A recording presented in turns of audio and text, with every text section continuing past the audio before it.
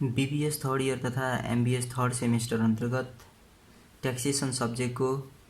Value added tax च्याप्टरमा छौँ हामी र यस च्याप्टरमा मैले आजको क्लासमा यहाँहरूलाई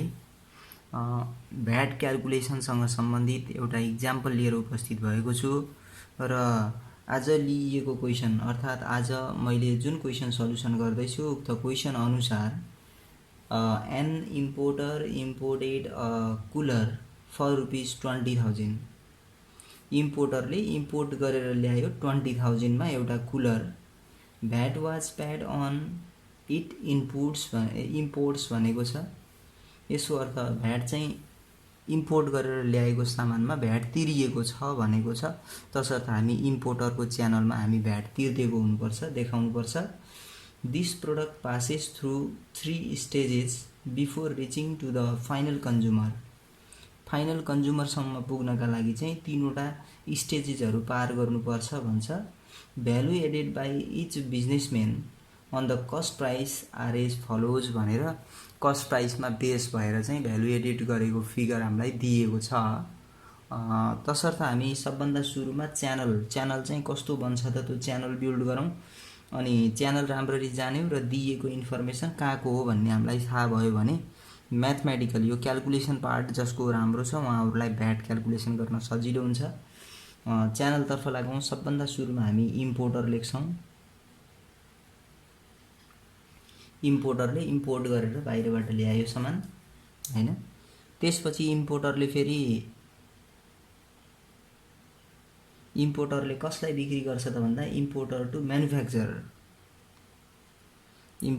म्यानुफ्याक्चरर अब म्यानुफ्याक्चररले फेरि कसलाई बिक्री गर्छ भन्दा होलसेलरलाई म्यानुफ्याक्चरर टु होलसेलर अनि होलसेलरले रिटेलरलाई wholesaler to retailer then retailer to consumer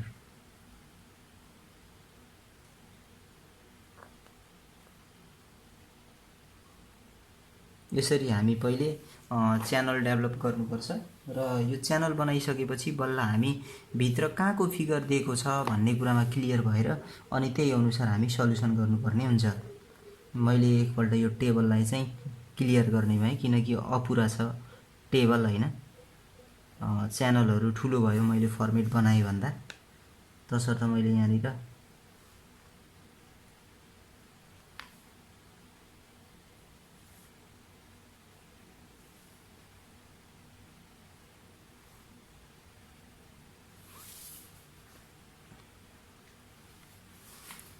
अब हामी क्वेसनमा दिएको फिगरतर्फ जाउँ an importer imported a cooler from for ₹20,000 भनेको छ इम्पोर्टरले इम्पोर्ट गरेर ल्यायो भन्नुको अर्थ उसको लागि कस्ट प्राइस कति हो त भन्दा 20,000 गिभन रहेछ अनि क्वेसनमा के दिएको छ भने यो 20,000 तिरेर त उसले ल्यायो सँगसँगै अझै हामी के बुझ्नुपर्छ भने यो 20,000 को 13% भ्याट पनि तिर्नुपर्छ किनकि VAT paid on its input भनेको छ तसर्थ यसको हामी 13% चाहिँ के गर्ने भयौँ भ्याट चार्ज गर्ने भयौँ यो चाहिँ कति आउँदैछ त भन्दा 2600 आउँदैछ यो 2600 लाई हामी यहाँनिर भ्याटमा देखाउँछौँ 2600 अब यो इम्पोर्टरलाई कसले बिक्री गरेको भन्ने केही पनि नभएको हुनाले यहाँनिर हामी एडेड भ्यालुमा पनि केही लेखेनौँ सेलिङ प्राइसमा पनि केही लेख्दैनौँ अब VAT payable to the government भन्ने बित्तिकै हामी यसलाई ए मान्छौँ योभन्दा पछि आउने रिजल्टलाई बी मान्छौँ त्यस्तै सी अनि डी र ई हैन एउटा दुईटा तीनटा चारवटा पाँचवटा छ हामीसँग च्यानल र यसरी चाहिँ हामी के गर्ने भयो भन्दा एबीसीडी एजुम गरेका छौँ अब योभन्दा पछिल्लो स्टेजमा हामी के गर्छौँ भने यो इम्पोर्टरको कस्ट प्राइस नै योभन्दा पछि इम्पोर्टरले म्यानुफ्याक्चररलाई सोल्ड गर्दाको कस्ट प्राइस मानिन्छ इम्पोर्टरकै कस्ट प्राइस हो यो पनि अब इम्पोर्टरले कति भ्यालु एडेड गर्ने अनि सेलिङ प्राइस एक्सक्लुसिभ भ्याट चाहिँ कति हुन्छ, त्यसमा चाहिँ 13% भ्याट चार्ज गर्दा कति हुन्छ भन्ने कुरा चाहिँ यो हामी क्याल्कुलेसन गरेर निकाल्छौँ हैन। तर इम्पोर्टरकै कस्ट हो, यो चाहिँ सम्झिनु पर्यो। जस्तो इम्पोर्टरले म्यानुफ्याक्चररलाई सोल्ड गर्ने बेलामा 30% अन कस्ट प्राइस के गरेको छ त भन्दा भ्यालु एडेड गरेको छ। 30% कस्ट प्राइसको, अब कस्ट प्राइस भने त यही हो त हैन। कस्ट प्राइस भने 20,000 छ। 20,000 को 30% भने चाहिँ एडेड भ्यालु हो, अर्थात् प्रफिट हो। यहाँनिर अहिले एडिसनल एक्सपेन्सेसहरू केही पनि नभएको हुनाले मैले यहाँ एक्सपेन्सेस र प्रफिटको दुईवटा कलम बनाइन र दिएको हुन्थ्यो भने दुईवटा कलम बनाएर गऱ्यौँ भने सजिलो हुन्छ। तसर्थ यसको हामी 30% गर्दा 6,000 आउँछ। अब हामी यो दुईवटा जुन कस्ट प्राइस र एडेड भ्यालु दुईटालाई जोड्यौँ भने प्रफिटलाई, कस्टमा प्रफिट जोड्यौँ भने सेलिङ प्राइस हुन्छ। तसर्थ यहाँहरू सजिलरी बुझ्नको लागि यसलाई 1, यसलाई 2, यसलाई 3 भनेर लेख्नुभयो भने यो 3 कसरी आउँछ त भन्दा 1 + 2 गरेर आउँछ। 1 कलम र 2 कलमलाई एड गरेर हामी 3 निकाल्छौँ। तसर्थ यहाँ के भयो भने 20,000 र 6,000 लाई एड गरेर हाम्रो यो 26,000 आउने रहेछ। अब हामी भ्याटमा यहाँनिर क्याल्कुलेसन गर्दा यो सेलिङ प्राइस एक्सक्लुसिभ भ्याटको 13% गर्छौँ हैन। यो 3 कलम हो भने यो हामीले अहिले 4 कलम, यहाँ 4 नम्बरको कलम, यो 4 नम्बरको कलम कसरी क्याल्कुलेसन गर्ने त भन्दा 13% अफ 3,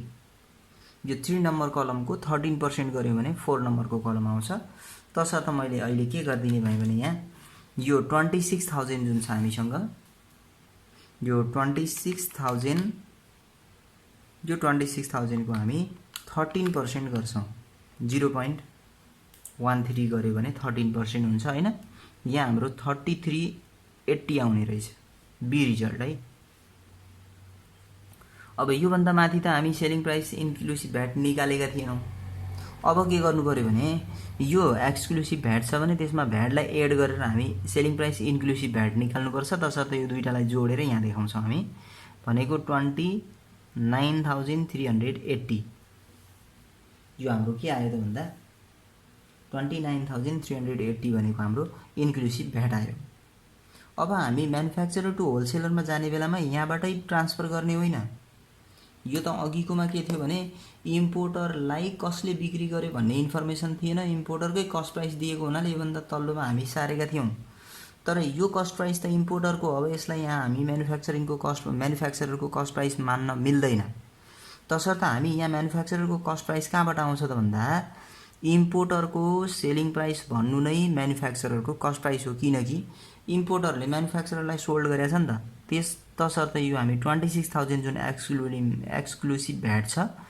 यसलाई हामी एज अ कस्ट प्राइसको रूपमा म्यानुफ्याक्चररको कलममा रोमा देखाउँछौँ हामी। तसर्थ यो 26,000 हामी यहाँ देखाउनुपर्छ। अब म्यानुफ्याक्चररले होलसेलरलाई सोल्ड गर्दा कति प्रफिट मार्जिन राखेको छ त यो पनि ख्याल गर्नु पर्यो। अब म्यानुफ्याक्चररले होलसेलरलाई बिक्री गर्दा 50% मार्जिन राखेको छ, 50% अन कस्ट प्राइस। यसको 50% भनेको त 13,000 भयो। 13,000 अघि पनि भनेका छौँ 1 र 2 कलम जोड्यौँ भने 3 आउँछ भनेर, यो दुईटालाई हामी एड गर्छौँ हैन, 39,000 हुन्छ। अब यो 39,000 को हामी 13% गर्यौँ भने सी रिजल्ट आउँछ। त्यसैको 39,000 छ, यो 39,000 इन्टु 0.13 गरेँ मैले, यो हाम्रो भ्याट कति आउँछ त भन्दा 5070 आउँछ। अब हाम्रो काम के भयो भने यो दुईवटा यो सेलिङ प्राइस इन्क्लुसिभ भ्याटलाई मैले यहाँ लेखिनँ हैन। यो 5 नम्बरको कलम कसरी बन्छ त भन्दा 5 नम्बर भन्ने 3 र 4 लाई एड गरेर 3 + 4 कलम दुईटालाई 3 र 4 लाई एड गर्यौँ भने हाम्रो 5 नम्बर आउँछ। तसर्थ हामी के गर्छौँ भने यो दुईटालाई जोडेर यहाँ देखाउनुपर्छ हैन, प्लस 39,000। यसो गर्दा हाम्रो 44,070 आउँछ। 44,070 आयो। अब हामी जस्तो अघि 26,000 लाई योभन्दा पछिल्लो कलममा एज अ कस्टको रूपमा कस्ट प्राइसको रूपमा ट्रान्सफर गरेका थियौँ भने अब यहाँ पनि त्यस्तै गर्छौँ हामी 39,000 लाई एज अ कस्ट प्राइसको रूपमा यहाँ ट्रान्सफर गर्छौँ 39,000 यो भने होलसेलरको कस्ट प्राइस भयो होलसेलरले कति % मार्जिन राख्ने भन्ने कुरा क्वेसनमा दिएको छ 20% भनेको छ यो 20% अन कस्ट प्राइस भने 29,000 हो सरी 39,000 यो 39,000 को 20% गर्छौँ हामी यो हाम्रो 78,000 आउँछ सरी 7800 आउँछ अनि यो 1 र 2 दुईटालाई एड गर्यो भने हाम्रो 3 नम्बरको कलम आउँछ हैन तसर्थ 39,000 प्लस 7800 गर्छौँ हामी र त्यसरी एड गर्यो भने हाम्रो कति आउँछ भन्दा यहाँ 46,800 आउँछ यो 46,800 को हामी 13% गर्यो भने डी रिजल्ट आउँछ यो भने 6084 आउँछ अब हामी यो दुईटालाई एड गर्यौं भने यो 5th नम्बर कलम आउँछ हैन प्लस 46,800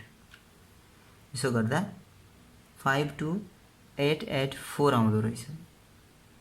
फेरि हामी यो भन्दा पछिल्लो स्टेजेसमा जाँदा यो 46,800 लाई ट्रान्सफर गर्नु पर्यो यहाँ हैन यहाँनिर 46,800 यहाँ आउने भयो अब प्रॉफिट मार्जिन रिटेलरले फाइनल कन्ज्युमरलाई सोल्ड गर्दा 10% प्रॉफिट मार्जिन राखेको छ 10% अन कस्ट प्राइस माथि हामीलाई कस्ट प्राइसमा बेस भएर भनेको छ तसर्थ यो 46,800 को हामी 10% गर्छौं यसो गर्दा कति आउँछ त भन्दा 4680 आउँछ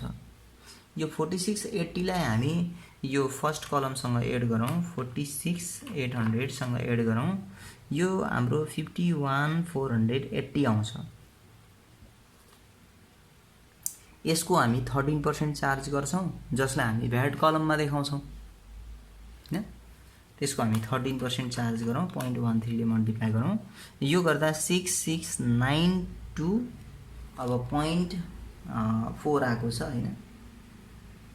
यो 0.4 पनि देखाइदिउँ ल तपाईको अब के भयो भने यो सेलिङ प्राइस एक्सक्लुसिभ भ्याट र भ्याट दुईटा कलमलाई हामी टोटल गर्यौं भने के हुन्छ त भन्दा सेलिङ प्राइस इन्क्लुसिभ भ्याट आउँछ हैन तसर्थ यो दुईटालाई हामी एड गरौँ 51,480 यसो गर्दा हाम्रो रिजल्ट यहाँ कति आयो भन्दा 58,172.4 आउने भयो अब यहाँसम्मको काम कम्प्लिट गर्यौं त्यसपछि हामी VAT payable to the government कसरी क्याल्कुलेसन गर्ने त भन्नेतिर लागौं यो क्याल्कुलेसन गर्दा हामी फर्स्टमा ए लाई नै कपी गर्ने भनेका छौं हैन 2600 नै हुने भयो अब हामी सेकेन्डमा राख्ने बेलामा के गर्ने भनेका छौं भने b माइनस a गर्ने भनेका छौं b रिजल्टबाट a लाई घटाउने है b भने 3380 माइनस 2600 यसलाई घटाउने यहाँ जम्मा हाम्रो कति आउने रहेछ भन्दा 780 आउँछ त्यसपछि हामी यो भन्दा पछिल्लोमा लेख्दा c माइनस b गर्नु पर्यो फेरि c माइनस b अब c भनेको 5070 माइनस 3380 यो हाम्रो लेस गर्दा कति आउँछ त भन्दा 1690 आउने रहेछ त्यसपछि हाम्रो यो भन्दा पछि भने d माइनस c गर्नु पर्यो d माइनस c भने फेरि कति त भन्दा 6084 माइनस 5070 1014 आउँछ हैन त्यसै गरेर हामी फेरि के गर्नु पर्यो भने 16 यो d र e को e माइनस d गर्नु पर्यो e भनेको हाम्रो 6692.4 छ माइनस हैन यसमा 6084 गर्नु पर्यो यो गर्दा हाम्रो कति आउँछ त भन्दा 608.4 आउँछ र यो क्याल्कुलेसन गरिसकेपछि हामीले प्राप्त गरेको यो अन्तिमको जुन ई नम्बर रिजल्ट छ अर्थात कन्ज्युमरले पेमेन्ट गर्ने भ्याट को फिगर छ यो नै VAT payable to the government हो यो VAT paid by the consumer भन्ने यो तपाईको यो सबैलाई टोटल गर्ने बेलामा हाम्रो कति आउनु पर्छ भन्दा 6692.4 आउनु पर्छ अनि बल्ल हामीले सल्युसन गरेको कुरा राइट छ भन्ने बुझ्नु पर्यो। अब यो नै आउँछ भन्दैमा चाहिँ त्यो राइट हो भन्न त मिल्दैन, अन्य कुराहरू पनि मिलेको हुनसक्छ। तर यसबाट पनि के हुन्छ त भन्दा हाम्रो क्यालकुलेसनमा कतै इरर भएको पत्ता लाग्छ। र सँगसँगै यति मात्रै क्वेसनले हामीलाई कम्पिटिसन भ्याट भनेर सोधेको होइन, हामीलाई सोधेको कस्ट प्राइस टु कन्ज्युमर भनेको छ। हामीलाई सोधेको खास गरी कस्ट प्राइस टु कन्ज्युमर। यो कस्ट प्राइस टु कन्ज्युमर भन्ने बित्तिकै हामीले केलाई बुझ्नु पर्यो भने कन्ज्युमर रिटेलरले कन्ज्युमरलाई बिक्री गरेको price selling price including VAT. तर यो सेलिङ प्राइस भनेको त रिटेलरको हो, रिटेलरले बिक्री गरेको प्राइस भन्नु नै कन्ज्युमरको पर्चेजिङ प्राइस हो। तसर्थ हामी के गर्छौँ भने यो कन्ज्युमरको केसमा इन्क्लुडिङ भ्याटलाई नै हामी इन्क्लुसिभ भ्याटलाई नै हामी के मान्छौँ त भन्दा कस्ट प्राइस मान्छौँ। तसर्थ cost price to consumers is RS 58,172.4। यो हाम्रो चाहिँ क्वेसनले सोधे अनुसारको एन्सर हो। आजको क्लासमा मैले यहाँहरूलाई भ्याट क्यालकुलेसनसँग सम्बन्धित एउटा इक्जाम्पल प्रस्तुत गरेँ र अर्को क्लासमा पनि यस्तै भ्याट क्यालकुलेसनसँग सम्बन्धित अर्को प्रब्लमको सल्युसन लिएर उपस्थित हुने छु भन्दै यहाँहरू समक्षबाट बिदा हुन्छु। हस्त नमस्ते।